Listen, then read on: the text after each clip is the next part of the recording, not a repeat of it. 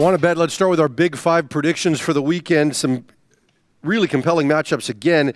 We'll start with Arizona at the Rams. Two unbeaten teams. Rams favored by 6 at home. Who do you like? Oh, I'll take the Rams. Why not? You know that Matthew Stafford has thrown for 6 vertical touchdowns this year?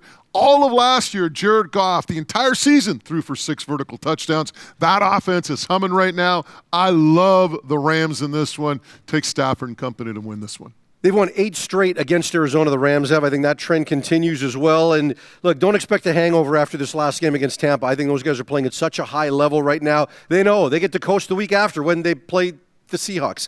But Stafford, 343 yards, 4 touchdowns in that last game. I don't think Arizona can slow them down. They're going to have to keep up, but I like the Rams to take this. Next, Tampa Bay, favored by 6 at New England. I mean, everything says take Tampa Bay. I mean, Tom Brady, that offense. But here's the thing. If there's one person who should know what Tom Brady's kryptonite is, you would think it's Bill Belichick, right? So I'm just going to play a hunch here just based on that. It's just a hunch. I think Belichick is going to keep this game close. I think Tampa Bay wins it, but maybe by 4 or 5. I don't know if they cover the 6. Tampa has got the highest scoring offense in the NFL right now. I just don't believe New England's going to be able to slow them down. They've also got a top 5 run defense. And again, I said earlier, that's not necessarily a big deal in today's NFL, but against a New England offense that is trying to be run first and not put too much pressure on Mac Jones, I think it's going to be too much. I just don't think that he's going to be able to compete and stay within a touchdown in a shootout. This is the first time New England is an underdog this year. I think the Bucs win and cover. Home dog. I'll take the home dog. All right. Kansas City favored by 7.5. Now, this line's been all over the place. Started at 8, went to 5, now 7.5. Who do you like in this one? We got to disagree. Again, I'm going to take the Eagles. I'll take the 7.5. Kansas City, there's some concerns right now with what they're doing on the defensive side of the ball. Offensively, we've seen Mahomes make some mistakes.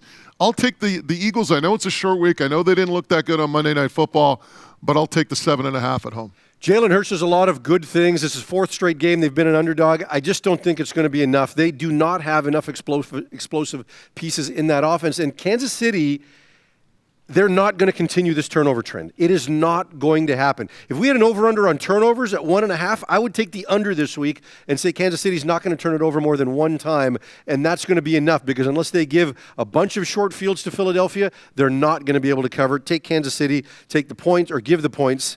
Cleveland and Minnesota. Cleveland favored on the road by 2.5. Both teams rolling. I like what I saw from Minnesota in terms of the ability to overcome adversity. Down 17-7 at home without Dalvin Cook. They found a way to win. This is a team that easily could be 3-0, right? They could be. A couple of breaks here and there, but they're not. They're 1-2. I think the win against the Seahawks, coming back like that's one of those things that galvanizes the team. Doing it without Cook, like I mentioned, I'll take Minnesota at home. I'll go with the Browns. This is good. I love this. We're disagreeing. I'll take the Browns. 418 yards of offense in the last game. That's their best performance of the season. It was virtually split right down the middle. This is a balanced group right now. Myles Garrett, 4.5 sacks in the last game. This isn't the Seahawks pedestrian pass rush. Kirk Cousins will be running for his life this weekend, and the Browns win and cover. Small spread anyway, so no big thing there. Here's one. The Raiders. The Raiders. Are they for real? If so, they're going to have to do it as an underdog. The Chargers favored by 3.5 at home. The Raiders, the first team in history, I believe, to beat 3 teams right off the start the next year. All playoff teams, 10-plus wins. I'll take the Raiders against the Chargers, even though they're giving up, or the Raiders, 3.5-point favorite or underdogs. I'll take the Raiders getting the 3.5 points.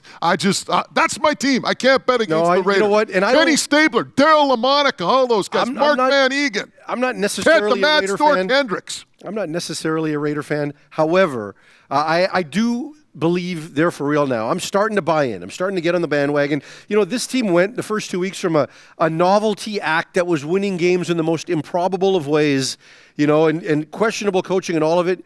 You look at them right now, I think they're playing fantastic football.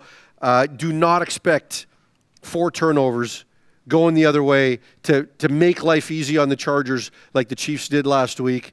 David Carr's playing fantastic. He's gonna protect the football, and I think the Raiders win and cover. They tried to give that game away to Miami. I mean, if you watch the first half of that game, and I did, I was just like, what are you guys doing?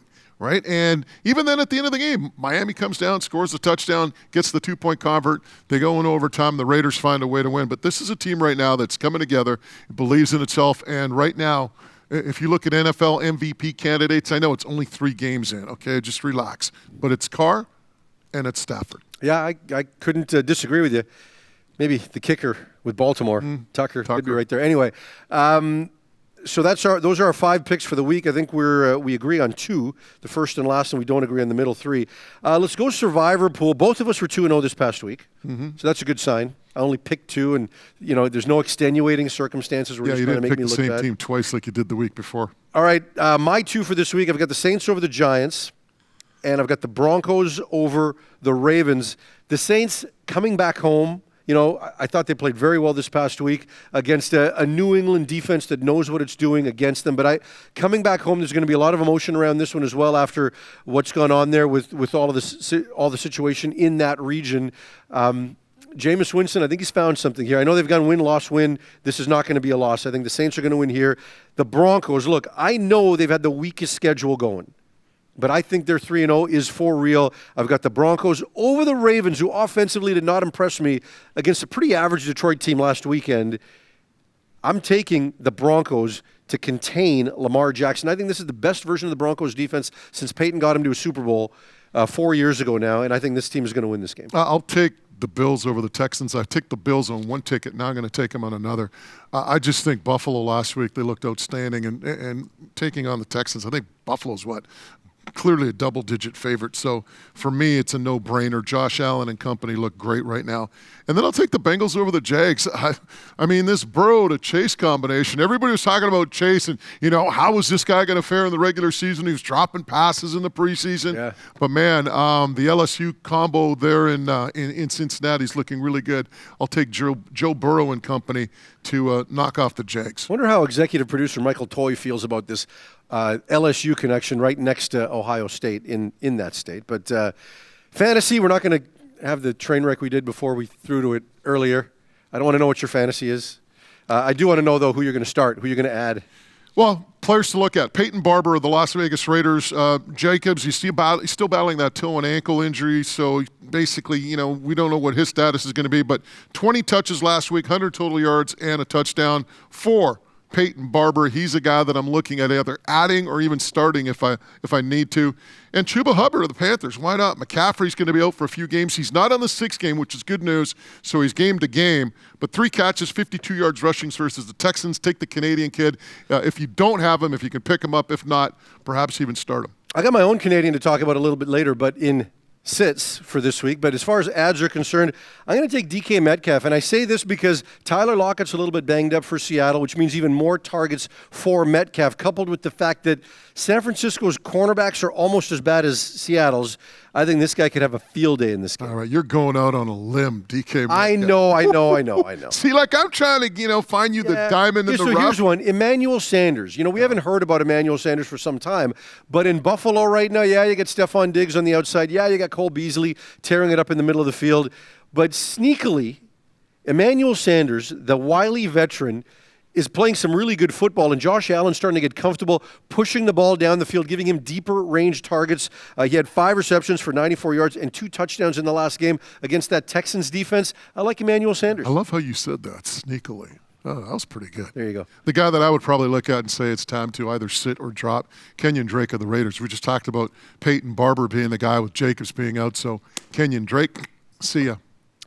For me, I'm going to go Chase Claypool. And this is no reflection on Chase, who had, I want to say, 9 catches for 90-something yards in the last game. But Ben Roethlisberger, as we talked about in the last segment, is struggling right now. I think they're struggling to protect him right now and establish a running game. Najee Harris is doing all of his damage in check-down mode. As much as I like Chase, the only thing they've got going for them is they could fall behind so much in this game that he might just get some garbage time yards and might be able to pad it out that way.